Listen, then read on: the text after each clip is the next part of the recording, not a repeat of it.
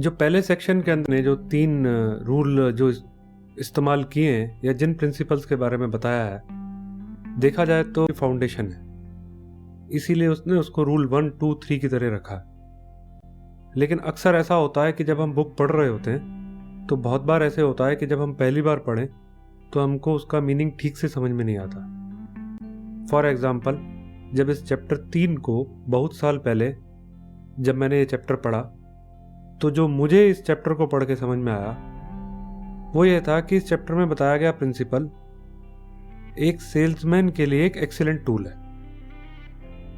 यानी इस प्रिंसिपल का संबंध बनाने या बिगाड़ने का कोई सीधा संबंध नहीं है, रादर ये एक डिफरेंट टाइप की सेल्स अप्रोच है। चूंकि उस टाइम पे मैं सेल्स का ही काम करता था तो जो मुझे समझ में आया वो यही समझ में आया। जबकि इस बुक की फाउंडेशन ये है कि यहाँ पे आप संबंध कैसे बनाएं अच्छे, वो मूल प्रिंसिपल्स हैं। जो 2 एग्जाम्पल उस पर्टिकुलर टाइम पे मुझे सबसे ज़्यादा अपील किए, उसमें पहला वो था जो मछली पकड़ने वाला, यानी मछली को वो दो जो मछली को पसंद है। It doesn't matter what I want, जो इम्पॉर्टेंट है वो ये है कि मेरे क्लाइंट को क्या चाहिए। क्लाइंट मुझ में या मेरे प्रोडक्ट में इंटरेस्टेड नहीं है, वो सिर्फ अपने में इंटरेस्टेड है। तो एज ए सेल्समैन मेरी ये जॉब है कि मैं देखूं कि क्लाइंट क्या चाहता, उसका फायदा किस ऑफर में है। अब ये एक कॉमन सेंस है, देखा जाए तो कॉमन सेंस की बात है कि जो क्लाइंट को चाहिए वो दे दो। लेकिन अक्सर सेल्समैन इसका बिल्कुल उल्टा करते हैं। कैसे वो ऐसा करते हैं इसको मैं आगे आपको एक्सप्लेन करूंगा। दूसरा एग्जाम्पल जो मुझे इस चैप्टर में अपील किया वो था जिस एग्जाम्पल में ने होटल के बॉलरूम को जो डील थी बिना मांगे 300% के रेस को 50% पे घटवा दिया। कैसे घटवाया? सिर्फ अपनी बात कहने के तरीके से, होटल के फायदे या नुकसान की बात करके। बात बैठ गई मन में कि जब भी क्लाइंट से मिलूं तो सिर्फ यही देखूं कि मैं उसका फायदा कैसे कर सकता हूं। एक और बहुत फेमस ऑथर हैं डॉक्टर स्टीवन कवी। उन्होंने अपनी बहुत मशहूर किताब 7 habits of highly effective people में एक हैबिट इसी प्रिंसिपल से मिलती जुलती कही है। उस हैबिट को डॉक्टर कवी ने जो नाम दिया है वो है विन विन प्रिंसिपल। यानी जब भी कोई आप ऐसी डील की ऑफर करते हैं या होती है, डील ऐसी होती है जो इंश्योर करती है कि आप भी जीतो, क्लाइंट भी जीते, ऐसी डील हमेशा थ्रू होती है। यानी आपका भी फायदा, क्लाइंट का भी फायदा। शुरू के सालों में मैंने इस सेल्स टेक्निक का इसी तरह इस्तेमाल किया और पाया कि एक बहुत खूबसूरत टेक्निक है, हमेशा वर्क करती है।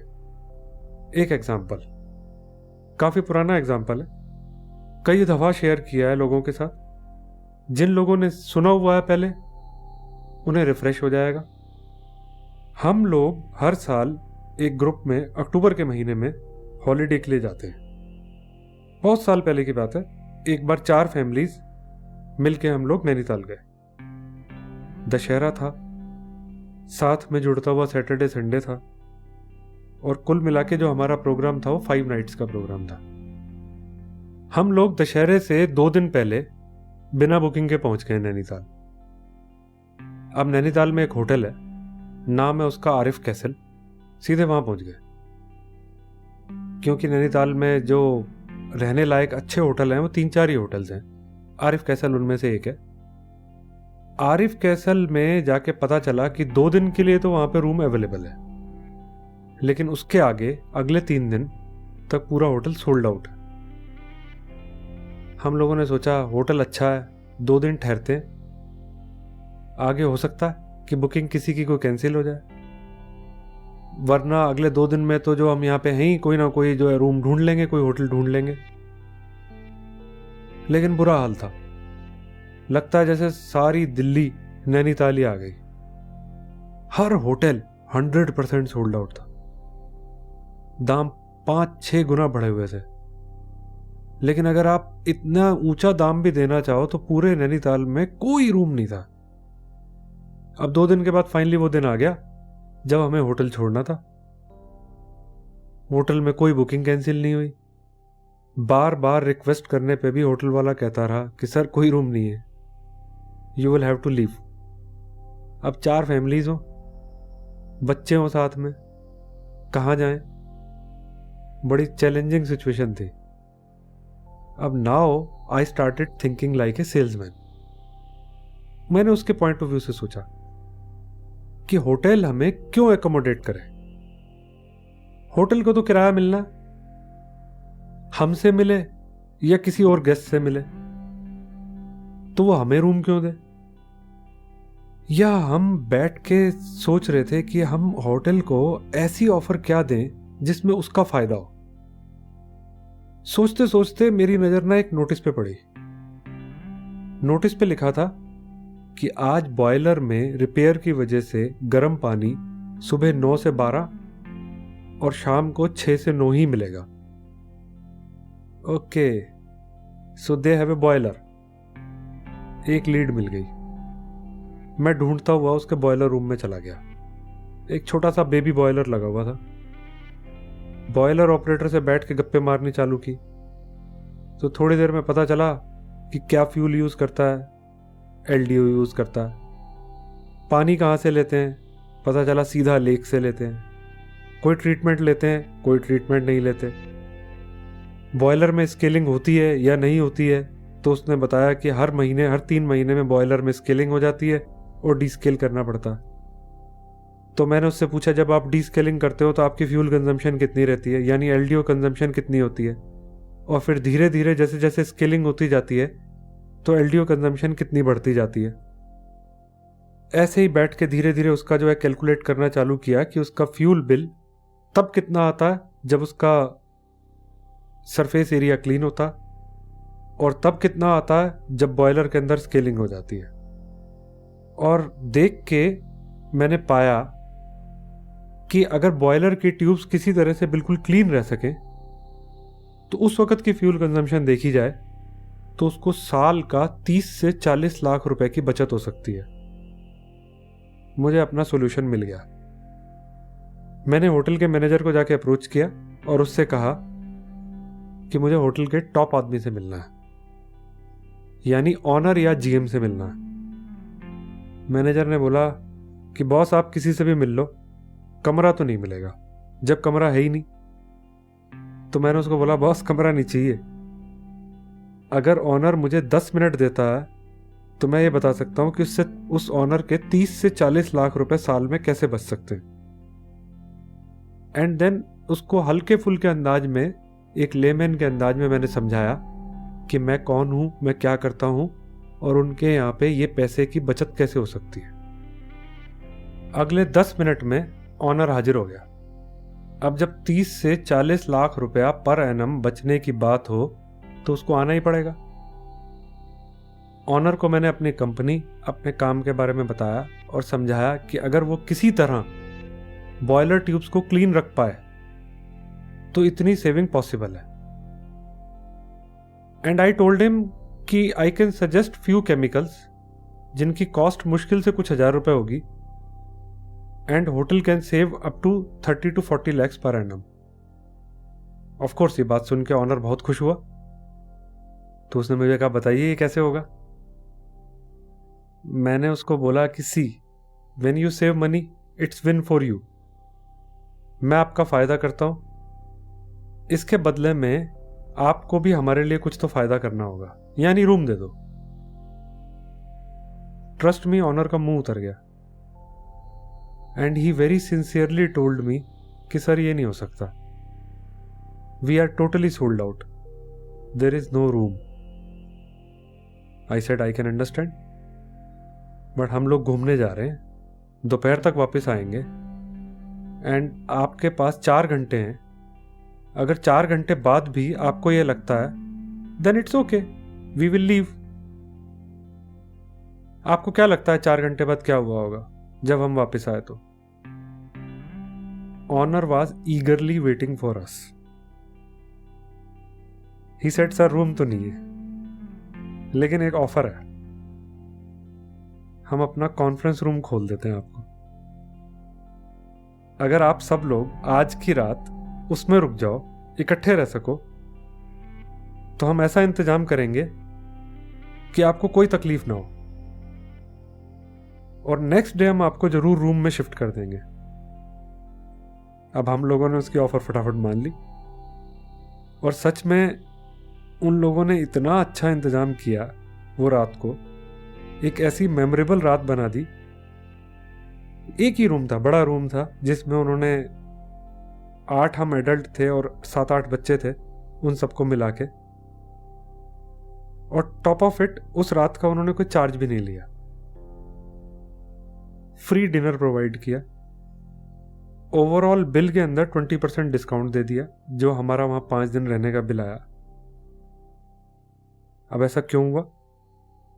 क्योंकि एक ऐसी सिचुएशन थी जिसमें दोनों का फायदा हुआ। अगर हम यह देखकर पाए, इस एग्जाम्पल को देखकर अगर हम यह समझें कि हम क्लाइंट का क्या फायदा कर सकते हैं, तो हमारा फायदा अपने आप हो जाता। अगर मैगी का प्रिंसिपल ना पढ़ा होता तो इस सिचुएशन का यह अंत नहीं हो सकता था। एंड एज ए सेल्समैन, अगर आप इस तरह से इस नियम की शुरुआत करते हो, तो आप एक बेहतर सेल्समैन बन जाते हो। लेकिन मुझे कई साल लगे यह समझने में, ने जो एक्चुअली इस चैप्टर के अंदर जो प्रिंसिपल बताया, वो दरअसल मेरी समझ से ज्यादा गहरा था। यानी it's not about win win, और यह एक सेल्स टेक्निक भी नहीं है। इस नियम में भी यही बता रहा है कि ऐसा क्या करें कि जिससे आपके संबंध मजबूत हो। जैसा मैंने पहले समझा कि ये संबंधों से रिलेटेड नहीं है, ये आप क्लाइंट के फायदे की बात करो तो आपका फायदा हो जाएगा या विन विन है, ऐसा नहीं है। ये बहुत साल लगे मुझे समझने में। गहरे में जो बात है वो ये है कि आपको क्या चाहिए, ये आप भूल ही जाओ। आप अपने फायदे की बात भूल ही जाओ। आप तो सिर्फ इस बात पे ध्यान दो कि आप क्लाइंट के लिए क्या कर सकते हो। 2 किस्म के सेल्समैन होते हैं अकॉर्डिंग टू मी। जो पहला सेल्समैन होता है उसको मैंने नाम दिया हुआ भिखारी सेल्समैन, जो जाता है तो सिर्फ अपने फायदे की सोचता है और जाके ऑर्डर की भीख मांगता है। एक दूसरे किस्म का सेल्समैन होता है जिसको मैंने नाम दिया हुआ राजा सेल्समैन। ऐसा राजा जो मांगता नहीं है, मांगना उसका स्वभाव ही नहीं है, जिसका स्वभाव है देना। और आपको राजा सेल्समैन बनना है। जब किसी क्लाइंट के पास जाओगे